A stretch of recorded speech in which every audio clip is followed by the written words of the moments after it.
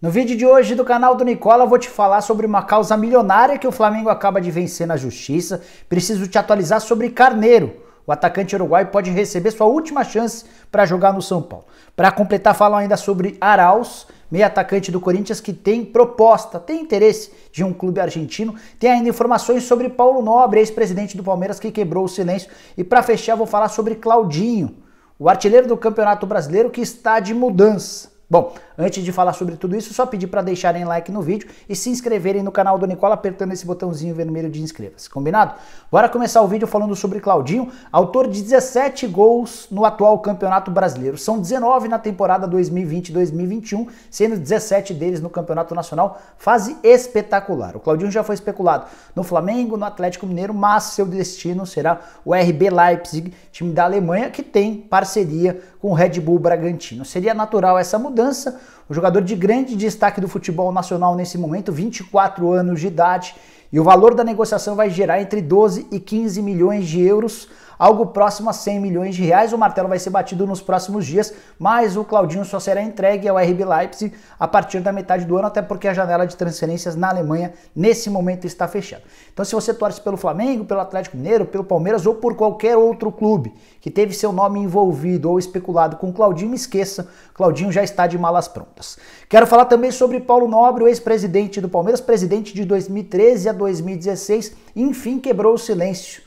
Paulo Nobre se afastou do Palmeiras desde que deixou a presidência, desde que se sentiu traído pelo Maurício Gagliotti. O Nobre queria virar diretor de futebol ou ter uma participação um pouco maior. O Gagliotti acabou afastando o Paulo Nobre para completar, ainda se tornou cada vez mais próximo da Leila Pereira, que é desafeto declarado do Paulo Nobre. Diante desse cenário, o Paulo se afastou, se isolou, praticamente não dá entrevistas, de vez em quando até troco mensagens com ele, sempre em off.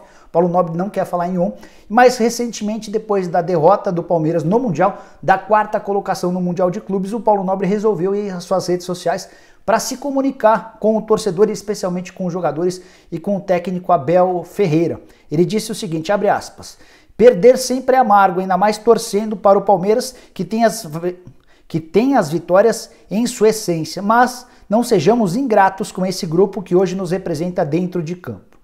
Paulo Nobre ainda lembra nessa tuitada que quando o Abel Ferreira assume o clube, o Palmeiras até havia sido campeão paulista, era líder do seu grupo na Libertadores da América, mas não encantava. E ele completa dizendo o seguinte, abre aspas, a chegada do Abel deu uma injeção de ânimo nesse elenco formado por jogadores experientes mesclados com garotos da nossa base, fecha aspas. Antes de mudar de assunto, só pedir para você deixar comentário aqui dizendo o que você achou da passagem do Paulo Nobre como presidente e numa hipotética eleição entre Paulo Nobre e Leila Pereira, você escolheria quem para presidir o seu clube? Essa possibilidade é praticamente remota porque o Paulo Nobre já demonstrou que não tem intenção de concorrer. Bora falar agora a respeito de Arauz, meio atacante do Corinthians, jogador que passou muito tempo encostado no timão, custou 4 milhões de dólares. Investimento dos mais pesados, na época isso equivalia a 17 milhões de reais. Hoje, com a alta do dólar, vale ainda mais. O Arauz até se recuperou nos últimos tempos, tem sido um pouco mais utilizado pelo Wagner Mancini, especialmente nesse momento de desfalque do Casares, que passou as últimas partidas desfalcando o timão. E sobre o Arauz, ele foi procurado recentemente por um representante do Defensa e Justiça, time argentino que acaba de ser campeão da Sul-Americana, que tinha como técnico o Hernan Crespo. Ainda não há uma proposta oficial, mas o Defensa e Justiça procurou os representantes do Arauz para entender a situação do jogador. O Corinthians adoraria negociar o Arauz, mas quer recuperar pelo menos parte daquilo que foi investido, ou seja, desses 17 milhões de reais.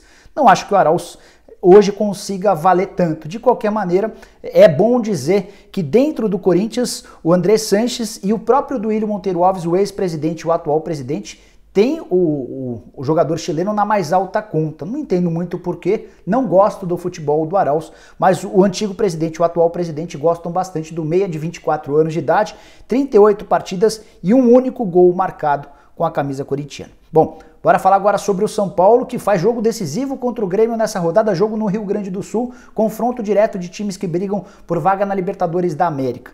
Na fase de grupos da Libertadores, né? Porque a tendência é que os dois estejam, pelo menos na pior das hipóteses, na fase de pré-Libertadores. E para esse jogo, a tendência é que o Visoli, o técnico interino do São Paulo, aposte no Carneiro. Há uma série de desfalques para a função de centroavante. O Brenner foi negociado com os Estados Unidos. O Pablo, que se tornou seu substituto natural, está suspenso para a partida no Rio Grande do Sul. E o Carneiro deve sair como titular, meio que como uma última chance para o atacante uruguaio, cujo contrato está perto do fim. O contrato termina agora no mês de março. A diretoria do São Paulo está meio que decidida a não renovar esse contrato. E o Carneiro vai ter a oportunidade de talvez mudar essa situação se fizer um grande jogo, se for decisivo numa partida extremamente importante para o São Paulo, que vem numa sequência bastante ruim. O Tricolor não vence desde o ano passado. Na atual temporada coleciona tropeços no Campeonato Brasileiro, despencando da primeira para a quarta colocação, correndo o risco de até perder o quinto lugar. Só para fechar sobre o Carneiro, 8 jogos na atual temporada, um único gol. Em 2019, 9 jogos e nenhum gol na primeira temporada pelo São Paulo. Em 2018, foram 15 partidas e um gol marcado. Ele chegou ao Tricolor muito badalado, contratação feita por indicação do Lugano. Naquela época, o Carneiro era considerado um fenômeno do futebol uruguaio, mas no São Paulo acabou não rolando. Foi até suspenso por doping, agora de volta tenta recuperar um pouco desse prestígio, ou então vai ter de procurar clube a partir de março. Bora mudar de assunto e falar agora sobre o Flamengo, que venceu uma causa milionária na justiça. Nessa sexta-feira, o Tribunal de Justiça do Rio aceitou um pedido do Flamengo e condenou a Carabao, antiga parceira patrocinadora master do Flamengo, ao pagamento de 10 milhões e 900 mil reais. Tem mais. Além da condenação, a Carabao ainda tem só 3 dias de prazo para fazer esse pagamento. É bem verdade que cabe recurso e é de se imaginar que a ex-parceira rubro-negra tente procurar na justiça recorrer dessa decisão para postergar o pagamento. Só para vocês entenderem um pouquinho do contexto dessa ação na justiça do Flamengo para contra ou para com sua ex-parceira. A Carabao havia fechado em 2017 um patrocínio com o Flamengo até 2022. E por todos esses anos ela desembolsaria 190 milhões de reais em cotas de patrocínio. Depois de 2 anos ela foi embora tendo pago apenas 19 milhões de reais, ou seja, 10% daquilo que havia sido combinado. Ela alegou uma série de problemas financeiros, não conseguiu bancar o patrocínio e o Flamengo foi à justiça requerendo muita parte ou boa parte da grana que não foi paga e parte também da grana que deveria ser paga daqui até o fim do contrato.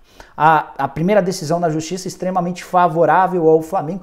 Inclusive essa informação a respeito da vitória rubro-negra foi dada primeiro pelo site Esportes News Mundo. E contei para vocês que ainda cabe recurso, mas a tendência é que o Flamengo ainda aqui numa segunda instância volte a vencer e mais cedo ou mais tarde fature esses 11 milhões de reais, dinheiro que vai vir em ótima hora para o Flamengo. Apesar de ser o clube mais saudável do ponto de vista financeiro em território brasileiro, o Flamengo também passa por dificuldades, tanto que recentemente nessa última semana pegou a aprovação no Conselho de Administração para mais um empréstimo de 35 milhões de reais em bancos. Esse empréstimo vai ser pago somente no ano que vem. E nessa mesma reunião, o presidente Rodolfo Landim também pediu e conseguiu a autorização para que 35 milhões de reais pegos no ano passado sejam devolvidos em partes. Na teoria, esses 35 milhões seriam devolvidos todos ao longo desse ano. O presidente do Flamengo alegou dificuldades por conta da pandemia do coronavírus, da falta de receitas e vai pagar 10 milhões de reais apenas na próxima temporada. Vai pagar em modo de dizer, né? Porque ninguém sabe se ele vai ser candidato à reeleição, seu mandato termina em dezembro e pode sobrar para um próximo presidente a obrigação de assumir esses 45 milhões de reais de dívidas bancárias, só para vocês entenderem como até o Flamengo tem passado aperto por causa da falta de receita. Bom, pessoal, eram todas essas as informações que eu queria dividir com vocês no vídeo de hoje do canal do Nicola. Espero que vocês tenham curtido o vídeo e deixem like por aqui. Quem ainda não se inscreveu no canal do Nicola, vai apertar esse botãozinho vermelho de inscreva-se. Você também pode virar membro do canal do Nicola. Vou deixar na descrição desse vídeo um link, você vai clicar lá e escolher qualquer um dos planos. São 5, tenho certeza que você vai curtir bastante. Beleza? A gente se vê assim que surgirem mais notícias. Até lá. Tchau, tchau.